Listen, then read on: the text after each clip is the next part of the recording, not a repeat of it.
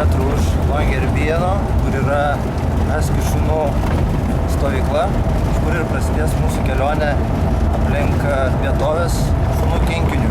Žiemos metu tai yra Rogėse, o vasarą ant ratų, kadangi sniego nėra.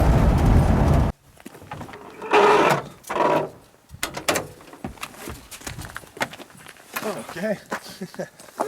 Magnus. Dainis. Okay. Yeah, welcome. This is Camp Buttons, Green Dog's summer dog yard. Here we have about 30 dogs, which will be pulling us today.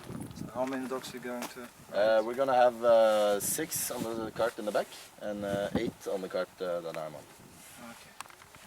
Iš viso Špicbergene yra apie 700 haskių šunų, iš kurių didžioji dalis yra naudojama dabar turizme. Anksčiau tai būdavo tiesiog šitie šunys naudojami kaip transporto priemonė, dabar jais važinėja turistai. Ir šitoje vietoje matome apie 30 haskių šunų.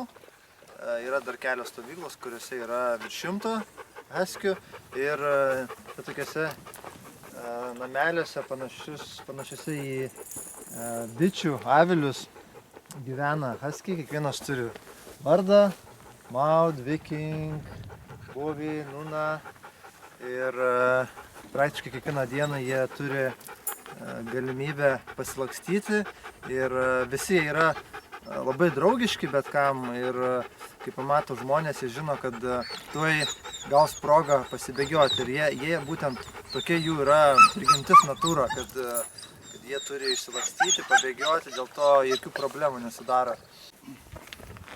Čia yra specialus vežimas šunų kinkiniui vasarą, kada nėra sniego. Žiemą šunim yra daug lengviau, kadangi Rogės slysta ant ledo ir jiem yra patiem ir greičiau bėga, ir įdomiau. Bet vasarą, kai nėra sniego, yra naudojami tokie keturačiai šunų kinkiniai. Ir principas yra labai paprastas. Stabdžiai, kaip pas dviratį, yra vienas atsarginis stabdis ir rankinis stabdis, kad šunys, kai jie yra įkinkomi, jie supranta, kad dabar gaus progą pasibėgioti, dėl to jie nori iš karto ir lėkti. Tam, kad nebūtų kažkokių problemų, tai yra rankinis stabdis ir keturatis stovi. Šunys jie puikiai išmano taisyklės, žino, kurią pusę reikia bėgti. Problema būna tik tai, kai reikia daryti posūkį, jie mėgsta kirsti kampą ir tam, kad neįlėkti kokį griovį, reikia daryti platesnį lankstą, kaip ir su mašina. This goes around the head and this between the two front legs. So the dog then has to go through both this first, big one, and then this over the head. Then you just put the collar so it's on top again.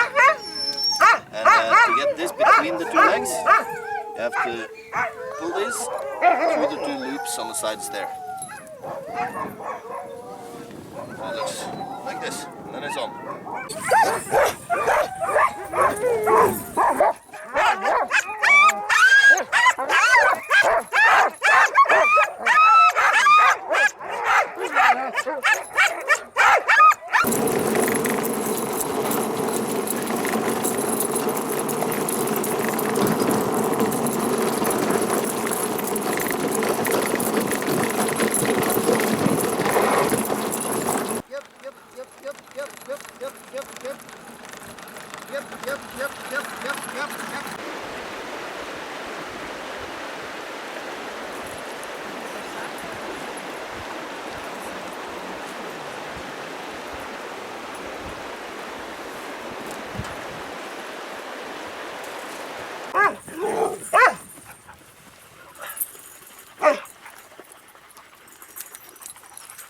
Šunys pavydi, kad šitas gavo progą pasibėgioti.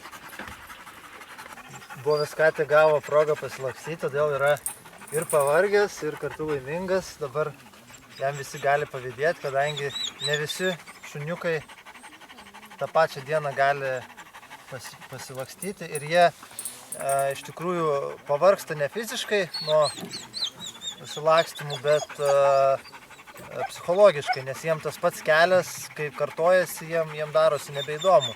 Tiesiog varstyti. Dėl to turi būti tam tikri sustojimai, keistis peizažai, kelias turi būti su daugiau posūkių, kad jiem būtų įdomiau.